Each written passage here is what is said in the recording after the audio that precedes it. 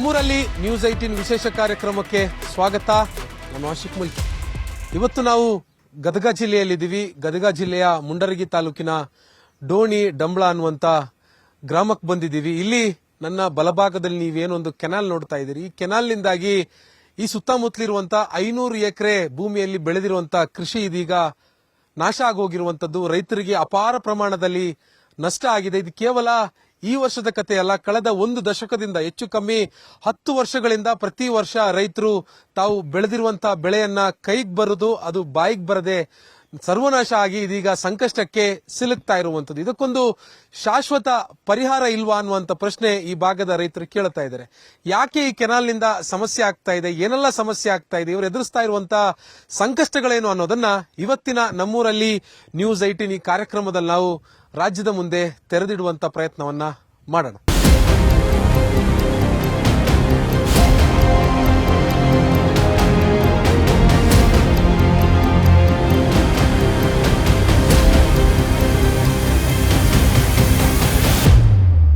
ಕಾಲುವೆ ನೀರು ಬಿಡ್ತಾರೆ, ಏನೋ ಎಲ್ಲ ರೈತರು ಕಷ್ಟಪಟ್ಟು ಬೀಜ ಹಾಕಿ ಗೊಬ್ಬರ ಹಾಕಿ ಮಾಡಿರ್ತಾರೆ. ಕಾಲುವೆ ಬಿಟ್ಟ ತಕ್ಷಣ ಪೂರ್ತಿ ಎಲ್ಲ ನೀರು.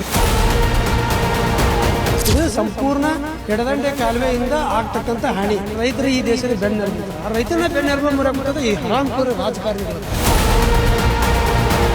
ಈ ನಾಯಿ ಬಿಸ್ಕಿಟ್ ಹಾಕ್ತಾರಲ್ಲ, ಆ ರೀತಿ ರೈತರಿಗೆ ಬಹಳ ಅವಮಾನ ಮಾಡೋ ಲೆಕ್ಕಕ್ಕೆ ಅವ್ರು ನಮ್ಗೆ ಪರಿಹಾರ ಹಾಕಿದ್ರು. ಮಂದಿ ಬಾಳದಾಗ ದುಡಿಬೇಕು ತಿನ್ಬೇಕಂತಂದ್ರ ಮಂದಿ ಇದಿಲ್ರಿ, ರೈತರ ಜೀವನ ಬದುಕದ ಬಾಳ ಕಷ್ಟ ಆಗೈತಿ. ಒಬ್ರು ಅಲ್ಲ, ಎಲ್ಲರ ಇದೇ ತರ ಅಂತ ಯಾರು ಕೇಳೋದು.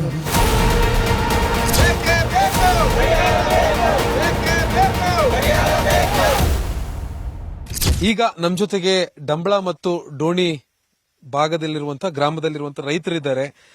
ಪ್ರತಿ ವರ್ಷ ಮಳೆಗಾಲದಲ್ಲಿ ಕಾಲುವೆಯಲ್ಲಿ ನೀರು ಹೆಚ್ಚಾದಂತ ಸಂದರ್ಭದಲ್ಲಿ ಇವರು ಬೆಳೆದಿರುವಂತಹ ಬೆಳೆಗೆ ಅಂದ್ರೆ ಕೃಷಿ ಭೂಮಿಗೆ ನೀರು ನುಗ್ಗಿ ಕೈಗೆ ಬರುವಂತಹ ತುತ್ತು ಬಾಯಿಗೆ ಬರದೆ ಪರದಾಡ್ತಾ ಇದ್ದಾರೆ. ಸಾಕಷ್ಟು ನಷ್ಟವನ್ನ ಇಲ್ಲಿರುವಂತಹ ರೈತರು ಅನುಭವಿಸ್ತಾ ಇದ್ದಾರೆ. ಈ ಬಾರಿಯ ಮಳೆಗಾಲದಲ್ಲೂ ಕೂಡ ಅದೇ ಪರಿಸ್ಥಿತಿಯಲ್ಲಿ ಹಾದು ಹೋಗ್ತಿದೆ. ಆದ್ರೆ ಸರ್ಕಾರದಿಂದ ಇವರಿಗೆ ಸೂಕ್ತವಾಗಿರುವಂತಹ ಏನು ಪರಿಹಾರವನ್ನ ಇದುವರೆಗೂ ಕೂಡ ಕೊಡೋದಕ್ಕೆ ಸರ್ಕಾರಕ್ಕೆ ಸಾಧ್ಯ ಆಗಿಲ್ಲ. ಸೊ ಹೀಗಾಗಿ ಯಾವ ರೀತಿಯಾಗಿರುವಂತಹ ವಾತಾವರಣ ಈ ಭಾಗದಲ್ಲಿದೆ ಅನ್ನುವಂಥದ್ದನ್ನ ಇಲ್ಲಿರುವಂತಹ ರೈತರಿದ್ದಾರೆ. ಅವ್ರನ್ನೆಲ್ಲರೂ ಕೂಡ ಮಾತಾಡ್ಸೋಣ. ಸರ್, ಪ್ರತಿ ವರ್ಷ ಇದೇ ತರ ಇರುತ್ತಾ? ಪರಿಹಾರದ್ದೇನು ಕತೆ? ಸರ್ಕಾರ ಏನಾದ್ರು ಕೊಡ್ತಾರ ಅಂತ ಹೇಳುತ್ತೆ? ಮಳಿನ ಸಂಪೂರ್ಣವಾಗಿ ಮಳಿನ ಆಗ್ತೈತಿ ಸರ್. ಈಗ ಕಳೆದ 9 ವರ್ಷದಿಂದ ಏನು ಸಿಂಗ್ಟಾಲೂರು ಏತ ನೀರಾವರಿ ಏನು ಈ ಎಡದಂಡೆ ಕಾಲುವೆ ಯೋಜನೆ ಏನು ಬಂತು ಸರ್, ಅದರಲ್ಲಿಂದ ಹಾನಿಯಾಗ್ಯಾವ ಸರ್ ಇವು ಎಲ್ಲ ಜಮೀನುಗಳ.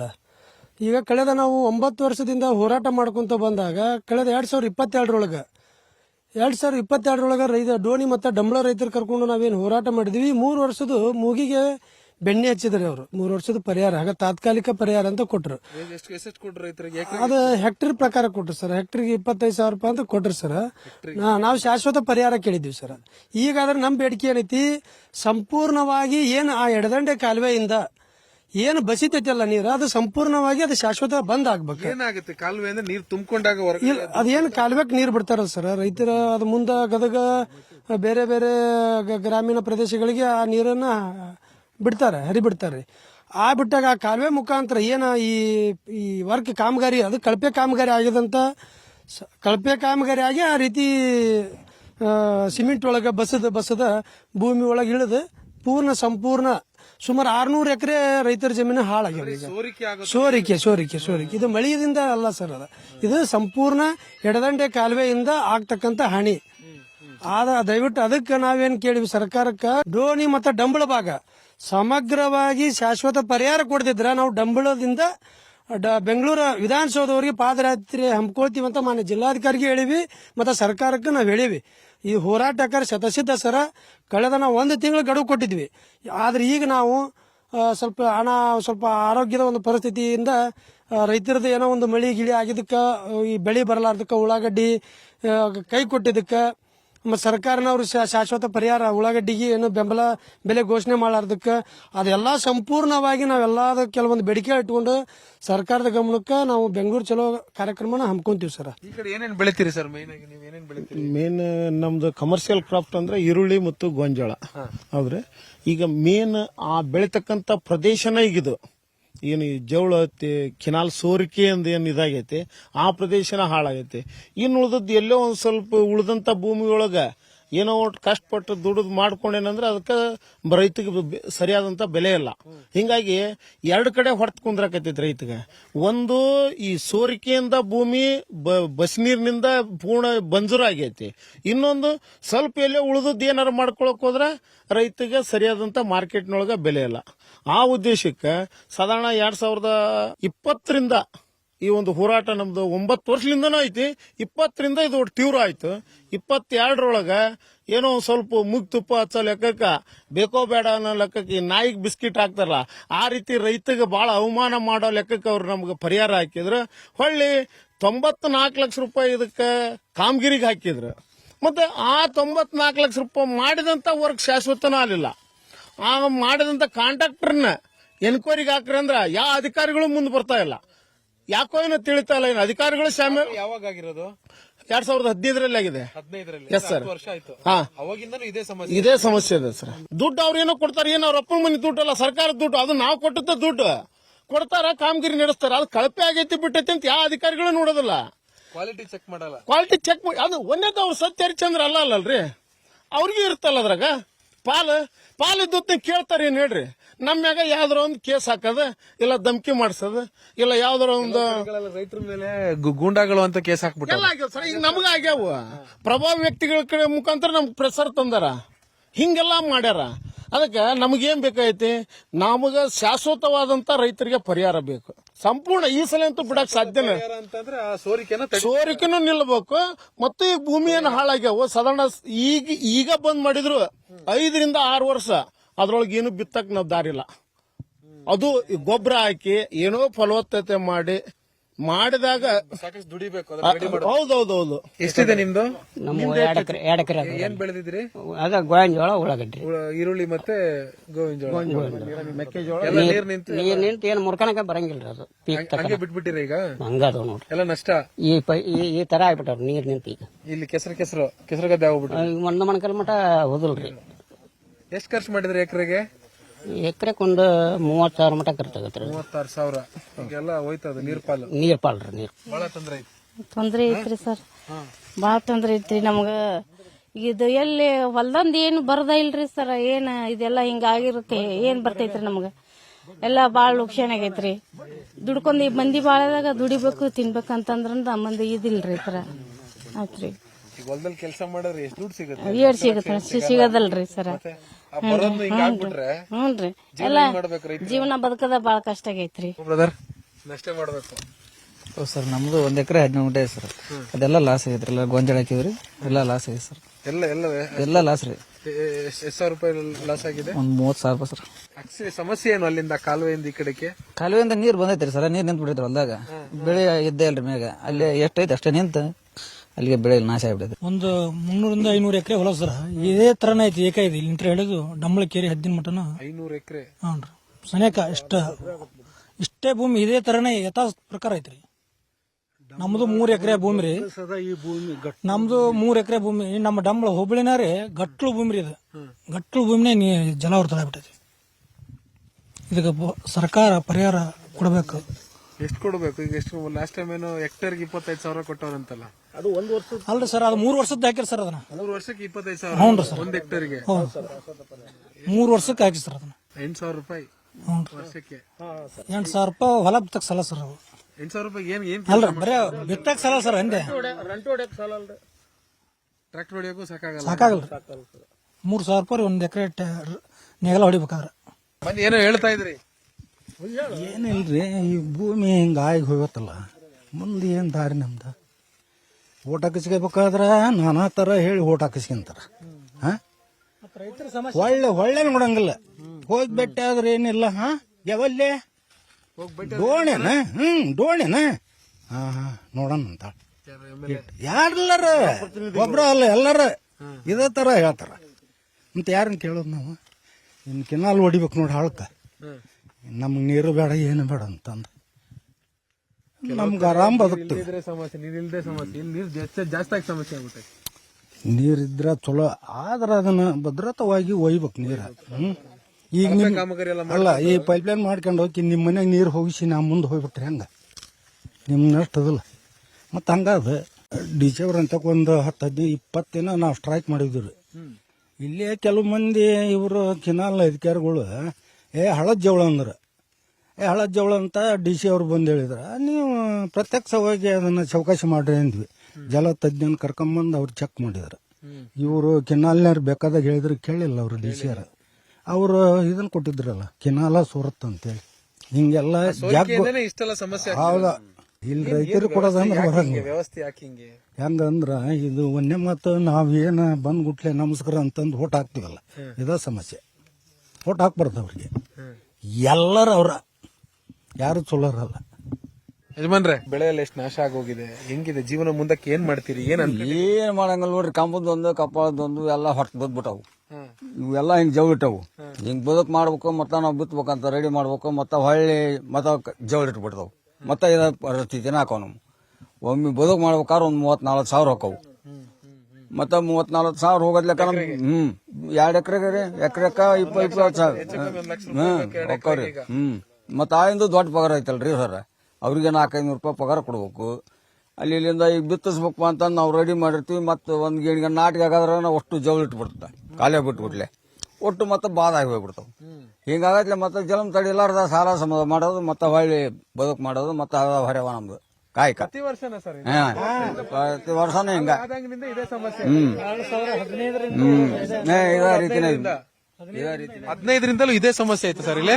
15 ವರ್ಷ ಕಂಟಿನ್ಯೂಸ್ ಇದೇ ಸಮಸ್ಯೆನೇ ಇದೆ ಸರ್. ಕಾಲುವೆ ನೀರು ಬಿಡ್ತಾರೆ, ಏನೋ ಎಲ್ಲ ರೈತರು ಕಷ್ಟಪಟ್ಟು ಏನೋ ಮಾಡ್ಕೊಂಡು ಬೀಜ ಹಾಕಿ ಗೊಬ್ಬರ ಹಾಕಿ ಏನೋ ಮಾಡಿರ್ತಾರೆ. ಇಷ್ಟ ಹತ್ರ ಆದ ತಕ್ಷಣ ಕಾಲುವೆ ಬಿಡ್ತಾರೆ. ಕಾಲುವೆ ಬಿಟ್ಟ ತಕ್ಷಣ ಪೂರ್ತಿ ಎಲ್ಲ ನೀರು. ಮತ್ತೇನು ನಾವು ಹಾಕಿದ ಬೆಳೆನೂ ಸರಿಯಾಗಿ ಬರೋದಿಲ್ಲ, ಹಾಕಿದ್ರೊಳಗೆ ನಮ್ಮ ಪ್ರಾಫಿಟ್ಟು ಬರೋದಿಲ್ಲ, ಏನೂ ಇಲ್ಲ. ನಾವು ಏನ್ ಕೇಳ್ಕೊಳ್ತಾ ಇದೀವಿ ಅಂತಂದ್ರೆ, ಕೆನಾಲನ್ನ ಭದ್ರತೆ ಮಾಡ್ಕೊಡ್ರಿ, ನೀರು ಸೋರ್ದಾಗ. ಯಾಕಂತಂದ್ರೆ ಇವತ್ತು ನಾವು ಉಣ್ತೀವಿ, ಸರ್ಕಾರ ಪರಿಹಾರ ಕೊಡ್ತಾರೆ ತಗೊಂತೀವಿ, ದೊಡ್ಡದಾಗ ಹೋಗ್ಬಿಡ್ತೀವಿ. ಏನ್ ಬಂತು ನಮಗೆ? ದುಡ್ಡು ತಿಂದ್ರೆ ಉಳಿಯೋದಿಲ್ಲ. ಅದ್ರ ಬದಲು ಕೆನಾಲನ್ನ ಸ್ಟೀಲ್ ಹಾಕಿ ಸರಿಯಾಗಿ ನೀವು ರಿಪೇರಿ ಮಾಡಿಸಿ ನಮಗೆ ಕೊಟ್ರಿ ಅಂತಂದ್ರೆ, ಮುಂದೆ ನಾವು, ನಮ್ಮ ಮಕ್ಕಳು, ನಮ್ಮ ಮನೆ ಮಕ್ಕಳು ಎಲ್ಲರಿಗೂ ಇದಾಗ್ತದೆ. ದೇಶಕ್ಕೂ ಅನ್ನ ಹಾಕೋರೆ ರೈತರು. ಮತ್ತೆ ಭೂಮಿನೇ ಕಳ್ಕೊಂಡ್ರೆ ಏನ್ ಅನ್ನ ಹಾಕ್ತಿರಿ, ಏನ್ ಊಟ ಮಾಡ್ತೀರಿ ಅವರು? ಅದಕ್ಕೆ ಪೂರಕ ವಾತಾವರಣ ಸೃಷ್ಟಿ ಮಾಡ್ಕೊಡಲ್ಲ ಇವರು. ಏನಿಲ್ಲ ಸರ್, ದುಡಿದು ರೈತರು ದುಡ್ಡು ತಿನ್ಬೇಕು ಅಂತಂದ್ರೆ ಪೂರಕ ವಾತಾವರಣ ಮಾತ್ರ ಮಾಡ್ಕೊಡೋದಿಲ್ಲ ಅವರು. ಒಂದು ಹೀಗಾಗ್ತದೆ, ಇಲ್ಲ ರೇಟ್ ಡೌನ್ ಆಗ್ತದೆ, ರೈತರ ಮಾಲ್ ಬಂತ ರೇಟ್ ಡೌನ್ ಆಗ್ತದೆ. ಮುಂದೆ ರೈತರ ಕಡೆ ಮಾಲ್ ಖಾಲಿ ಆದ ತಕ್ಷಣ ಎಲ್ಲ ರೇಟ್ ಇರ್ತದೆ. ಈಗ ನೋಡಿ ಉಳ್ಳಾಗಡ್ಡೆ ಆಗಿದೆ. ಈಗ ಈ ಕಡೆ ಸಿಕ್ಕಾಪಟ್ಟೆ ಬೆಳಿತೀರಲ್ಲ ಮುಂಡ್ರಲ್ಲಿ. ಹೌದು ಸರ್. ಸರ್ ಬೆಳೆದಿದ್ದು ಮಾಡಿದ್ದು ಹೋದ್ ಸರ್. ಜಗದ ಮ್ಯಾಗ ಈಗ ಕಳೆವು, ಬೀಜ, ಗೊಬ್ಬರ ಎಲ್ಲ ಏನ್ ಹಾಕಿರ್ತೀವಿ ಸರ್, ಎಕರೆಕ್ 50ರಿಂದ 60 ಸಾವಿರ ರೂಪಾಯಿ ಖರ್ಚು ಬರ್ತ ಸರ್ ಉಳ್ಳಾಗಡ್ಡಿಗೆ. ಏನ್ ಸರ್, ಈಗ ಹೊಲಾಗಿದ್ದ ತಂದು ಇಲ್ಲಿ ಕಣದಾಗ ಹಾಕಿಂದ 100 ರೂಪಾಯಿ ಖರ್ಚು ಒಂದ್ ಪಿಸಿಗೆ ಬರ್ತದೆ ಸರ್. ಅದು ಪ್ಯಾಟಿಗೆ ಒಯ್ಬೇಕಾದ್ರೆ 35-40 ರೂಪಾಯಿ ಬೇಕ್ರಿ. ಗರ್ಗಿನ ಸೆಂಟಿಗೆ ಹೋದ್ರೆ ಒಂದ್ ಪಿಸಿಗೆ ಬಾಡಿಗೆ 30 ರೂಪಾಯಿ. ಅದು 30 ರೂಪಾಯಿ 40 ರೂಪಾಯಿ ಓದ್ ಕೊಟ್ರನು ಅಲ್ಲಿ 100 ರೂಪಾಯಿ ಪಿಸಿ ಮಾರಿದ್ರಿ. ಒಂದ್ ಪಿಸಿಯಿಂದ ನಾವು ಬಸ್ ಚಾರ್ಜ್ ಸದ್ಯ ಕೈಲಿಂದ ಕೊಟ್ಟು ಬರ್ಬೇಕು. ಇಲ್ಲ ಅಂಗಡಿಗೆ ಯಾರು ಮೊದಲ ಮಾಲ್ ಏನ್ ಇಳಿಸ್ತೀರಿ ಅದು ಹಮಾಲಿ ಕೊಟ್ಟು ಮಾಲ್ ಇಳಿಸ್ರಿ ಅಂತಾರ. ಇಲ್ಲ ಅಂದ್ರೆ ಹೇರ್ಕೊಂಡು ಹೋಗ್ರಿ ಅಂತಾರ ಅವ್ರು. ಹ್ಞೂನ್ರಿ, ಯಾಕೆ ರೇಟ್ ಇಲ್ಲ ಅಲ್ ಸರ್, ಕೈಲಿಂದ ಎಲ್ಲಿಂದ ಕೊಡೋಣ ಅಂತಾರ. ಇಲ್ಲ ಅಂದ್ರೆ ನಾವು ಚೀಲ ಹೆಚ್ಚಿರ್ತೀವಲ್ಲ ಸರ್, ಕೇಳ್ದ ಬಸ್ ಹತ್ಕೊಂಡ್ ಬಂದ್ಬಿಡೋದು, ಅಂಗಡಿಯಾರಿಗೆ ಹೇಳಂಗಿಲ್ಲ. ಆ ಪರಿಸ್ಥಿತಿ ರೈತಂದೈತಿ. ಈಗ ನಾವು 15-20 ಸಾವಿರ ರೂಪಾಯಿ ಖರ್ಚು ಮಾಡೇನ್ರಿ. ಬರೀ 5 ಸಾವಿರ ಮಾತ್ರ ಉಳ್ಳಾಗಡ್ಡಿದ್ರಿ. 20 ಸಾವಿರ ರೂಪಾಯಿ. 20 ಸಾವಿರ ರೂಪಾಯಿ. 20 ಸಾವಿರ ರೂಪಾಯಿ ಅದೇನ್ರಿ. 5,500 ಸಾವಿರ ಉಳ್ಳಾಗಡ್ಡಿ ಹೆಚ್ಚಿ ದಾಳಿನ ಕೂಲಿ ಕೊಟ್ಟೀನಿ. 40 ರೂಪಾಯಿ ಒಂದು ಪುಟ್ಟಿ. ಯಾಕಂದ್ರೆ ಹೊಲ ಮಠ ಬೈಕ್ನಾಗ ಕರ್ಕೊಂಡು ಹೋಗಿನಿ, ಗಡ್ಡಿ ಸಾಣದೈತೆ ಅಂತ ಹೇಳಿ ಹೊಳ್ಳಿ ಮನೆಗೆ ಬಂದ್ಬಿಟ್ರೆ. ಮತ್ತೆ ಹೊಳ್ಳಿ ಅವ್ರಿಗೆ ಇನ್ನೊಂದು 10 ರೂಪಾಯಿ ಹೆಚ್ಚಿಗೆ ಮಾಡಿಸಿ 15 ಮಂದಿ ಹೆಚ್ಚು ಕೊಟ್ರ. 15 ಮಂದಿ ಹೆಚ್ಚಿದ್ರೂ ಅದು 15 ಸಾವಿರ 20 ಸಾವಿರ ರೂಪಾಯಿ ಖರ್ಚು ಮಾಡೀನಿ. ಒಟ್ಟ ಏನೋ ಬಂದಿಲ್ರಿ, ಹೆಚ್ಚಿದ ಕೂಲಿ ಸಹಿತ ಬಂದಿಲ್ರಿ. ಅದಕ್ಕೆ ನಾವು ಮುಂದೆ ಬದುಕೋದ್ ಹೆಂಗ್ರಿ? ಖರ್ಚು ಮಾಡಿದ್ದು ಬಂದಿಲ್ರಿ, ಹೆಚ್ಚಿದ್ ಕೊಟ್ಟಿದ್ದು ಬಂದಿಲ್ರಿ, ಕೈಯಿಂದನೇ ಹಾಕ್ಬೇಕಾಗಿ ಕೈಯಿಂದ ಹಾಕ್ಬಿಟ್ಟೇವ್ರಿ. ಸರ್ಕಾರಕ್ಕೆ ಯಾಕೆ ಅರ್ಥ ಆಗಬಲ್ದು ರೈತರಿಗೆ ಕಷ್ಟ? ಅವ್ರಿಗೆ ಈ ಸಲ ಮುಂದ ಕಿನಾಲಿಗೆ ನಾವು ಪೆಂಡಲ್ ಹೊಡ್ಕೊಂಡ್ ಕುಂದಿರ್ತೀವ್ರಿ. ಅವಾಗ ಅವ್ರ ಅರ್ಥ ಆಗತ್ತ. ಅವ್ರಿಗೆ ಕಿನಾಲಿಗೆ ಪೆಂಡಲ್ ಹೊಡಿತೀವಿ ನಾವು, ಅದ್ರಾಗ ಹೋರಾಟ ಮಾಡ್ತೀವಿ. ಅವ್ರ ಹತ್ರ ನಾವು ಹೋಗ್ತೀವಲ್ಲ, ಅವ್ರ ನಮ್ಮ ಹತ್ರ ಬರ್ತಾರ. ಈಗ ಏನಪ್ಪ ಒಂದು ಹೋರಾಟ ಅಂದ್ರೆ ಇದನ್ನ ಮಾಡ್ಕೊಂತ ಹೋಗೋದು.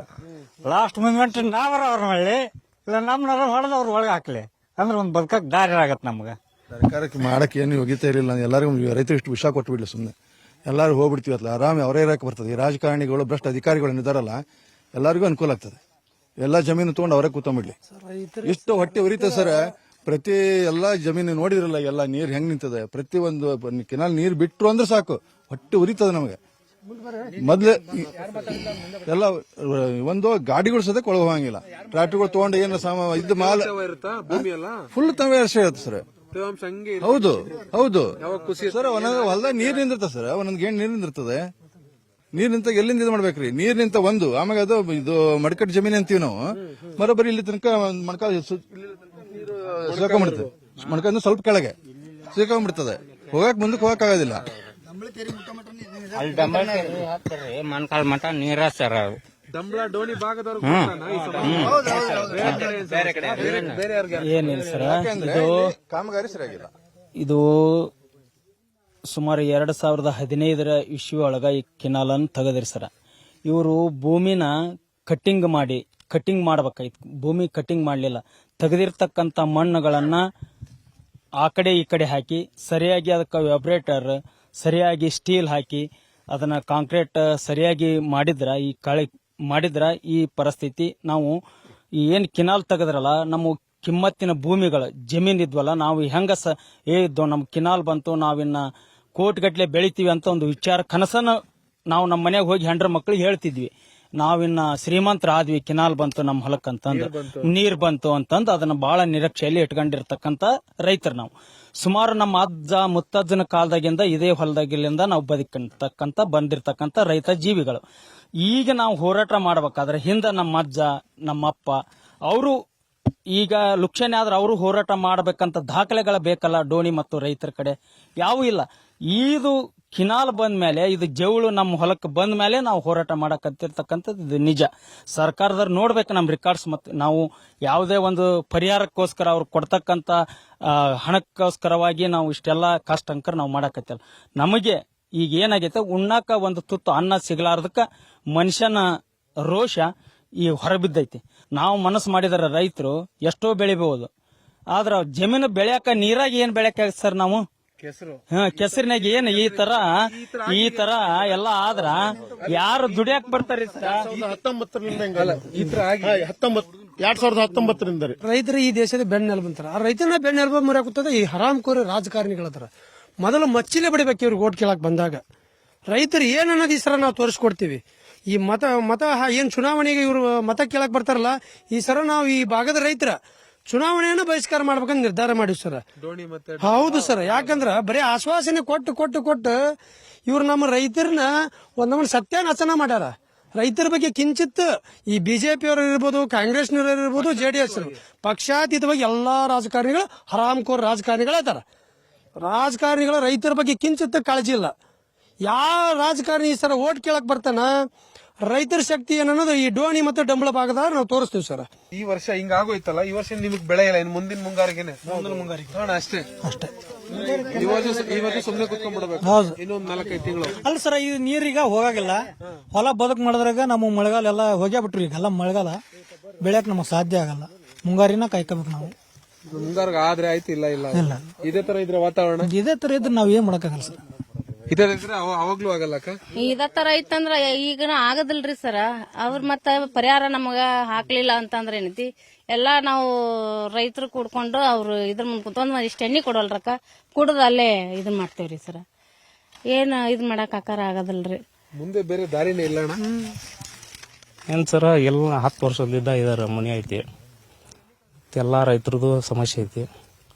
ಇದೇ ತರ ಆದ್ರೆ ಮುಂದೆ ಬದುಕೋದು ಕಷ್ಟ ಐತಿ. ಅಲ್ಲ ಸರ್, ನಾವು ಸಿಟಿ ಕಡೆಗೆ ಹೋಗಂತಂದು ಗೌರ್ಮೆಂಟ್ ನಮ್ಗೆ ಹೇಳ್ತಂತ ಈಗ ಮಕ್ಕಳು ವಿದ್ಯಾಭ್ಯಾಸನ ಅತ್ತಾಗ ತಗೊಂಡು ಹೋಗ್ರೆ ಇಲ್ಲಿ ಹೊಲ ಮನೆ ಮುದುಕ ಈ ಮನೆಯಾಗ ಯಜಮಾನ್ ಇರ್ತಾರ, ಅವ್ರನ್ನ ತಗೊಂಡು ಹೋಗ್ಬರ್ತಾ ಹೆಂಗ್ ಮಾಡಕ್ ಜೀವನ ಬೇಕು ಅಂದ್ರೆ ನಡೀರಿ ಅಂತ. ಅಷ್ಟು ಹೋಗಕ್ಕಿಂತ ಜೀವನ ಕಳ್ಕೊಂಡ್ಬಿಡೋದ ಬೇಸಿಲ್ಲ ಸರ್. ಬೇಕು ಅಂದ್ರೆ ನಡೀರಿ ಅಂತಾರ. ಅಲ್ಲ, ಅವ್ರ ಅಂತಾರ ಬಿಡ್ರಿ, ಅವ್ರ ಹೊಳಿ ದಾಟಿನ ಅಂಬಿಗಿನ ಮಿಂಡ್ ಅಂತ ಹೇಳಿ ಅವ್ರ ಅಂತಾರ. ಆದ್ರ ಅದನ್ನ ಅರ್ಥ ಮಾಡ್ಕೋಕ್ ಅವ್ರಿಗೆ ಯಾವಾಗ ಅಂದ್ರ ಇಲೆಕ್ಷನ್ ಬಂದಾಗ ಅಷ್ಟ ಒಂದ್ ಸ್ವಲ್ಪ ಅದನ್ನ ತಾಡ್ತೇವೆ ಅಂದ್ರೆ ನೀವ್ಯಾರ ನಾವ್ಯಾರ ಅಂತಾರ, ಎಲ್ಲಾ ಮುಗಿತಾರ್ರಿ. ನಮ್ಮ ಹತ್ರ ತಪ್ಪು ಐತಿ ಅಂತೀನಿ ನಾನು. ನಮ್ಮ ವೀಕ್ನೆಸ್ ಅವ್ರ ಪ್ಲಸ್ ಪಾಯಿಂಟ್ ಮಾಡ್ಕೊಂತಾರ. ಹಿಂಗಾಗಿ ಈಗ ಈ ಪರಿಸ್ಥಿತಿ ನಿರ್ಮಾಣ ಆಗೈತಿ. ಅದಕ್ಕೆ ದಯಮಾಡಿ ನಾನು ಈ ಒಂದು ಮಾಧ್ಯಮದವ್ರ ಮುಖಾಂತರ ರಾಜಕಾರಣಿಗಳಿಗೆ ಬಂತು ಈ ನೀರಾವರಿ ಇಲಾಖೆ ಅಧಿಕಾರಿಗಳಿಗೆ ಸ್ಪಷ್ಟವಾದ ಒಂದು ಸಂದೇಶ ಕಳಿಸೋದೇನಂದ್ರ ಶಾಶ್ವತವಾದಂತ ರೈತರಿಗೆ ಪರಿಹಾರ ಕೊಡಬೇಕು. ಎರಡನೇದ್ದು ಇದು ಎಲ್ಲಿ ಏನು ಲೀಕೇಜ್ ಐತಿ ಅದನ್ನಿಷ್ಟು ಸಂಪೂರ್ಣ ತೆಗೆದೋಗೋದು ಒಳ್ಳೆ ಮರು ನಿರ್ಮಾಣ ಮಾಡಿ ಯಾವುದೇ ರೀತಿ ಲೀಕೇಜ್ ಆಗ್ಲಾರ್ದಂಗೆ ನೋಡಿಕೊಂಡ್ರು ಒಳ್ಳೇದು.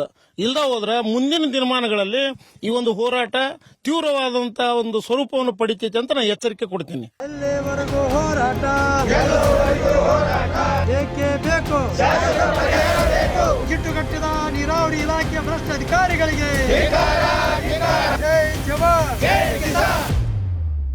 ಇದು ಗದಗ ಜಿಲ್ಲೆಯ ಡೋಣಿ ಡಂಬಳ ಭಾಗದಲ್ಲಿರುವಂತಹ ಗ್ರಾಮದ ಸುತ್ತಮುತ್ತಲಿರುವಂತಹ ರೈತರು ಬೀಳ್ತಾ ಇರುವಂತ ಕಷ್ಟಗಳು. ಆ ಒಂದು ಕಾಲುವೆಯಿಂದಾಗಿ ನೀರು ಸೋರಿಕೆ ಆಗ್ತಾ ಇದೆ. ಅದು ಇಲ್ಲಿರುವಂತಹ 500-600 ಎಕರೆ ಜಮೀನಿಗೆ ನುಗ್ಗಿ ಇಲ್ಲಿ ವ್ಯವಸಾಯ ಅಂದ್ರೆ ಕೃಷಿ ಮಾಡೋದಕ್ಕೆ ವ್ಯತಿರಿಕ್ತ ವಾತಾವರಣ ನಿರ್ಮಾಣ ಆಗಿರುವಂತದ್ದು. ಲಕ್ಷಾಂತರ ರೂಪಾಯಿ ಬಂಡವಾಳ ಹಾಕಿ ರೈತರು ಒಳ್ಳೆಯ ಬೆಳೆಯನ್ನ ಒಳ್ಳೆಯ ಲಾಭವನ್ನ ನಿರೀಕ್ಷೆ ಮಾಡಿ ಬೆಳೆಯನ್ನ ಬೆಳೆದಿದ್ರೆ ಅದು ಸಂಪೂರ್ಣವಾಗಿ ಇದೀಗ ನೀರು ಪಾಲಾಗಿರುವಂತದ್ದು. ಆದ್ರೆ ಇದುವರೆಗೂ ಕೂಡ ಸರ್ಕಾರ, ಜನಪ್ರತಿನಿಧಿಗಳು, ಸಂಬಂಧಪಟ್ಟ ಇಲಾಖೆ ಅಧಿಕಾರಿಗಳು ನಮ್ಮತ್ತ ತಿರುಗಿನೂ ನೋಡಿಲ್ಲ ಅನ್ನುವಂಥದ್ದು ಬೇಸರ ಮತ್ತು ಆಕ್ರೋಶವನ್ನ ವ್ಯಕ್ತಪಡಿಸ್ತಾ ಇದ್ದಾರೆ. ಈಗಲಾದ್ರೂ ಸರ್ಕಾರ ಎಚ್ಚೆತ್ತುಕೊಂಡು ಕನಿಷ್ಠ ಇವರಿಗೊಂದು ಶಾಶ್ವತ ಪರಿಹಾರವನ್ನ ಒದಗಿಸಿಕೊಡ್ಲಿ ಅನ್ನುವಂಥದ್ದು ನಮ್ಮ ಆಶಯ. ಇದಾಗಿತ್ತು ಈ ಹೊತ್ತಿನ ವಿಶೇಷ. ನಿರಂತರ ಸುದ್ದಿಗಾಗಿ ನೋಡ್ತಾ ಇರಿ News 18 ಕನ್ನಡ. ಜಾಲ ನಮ್ಮದು, ಬಲ ನಿಮ್ಮದು.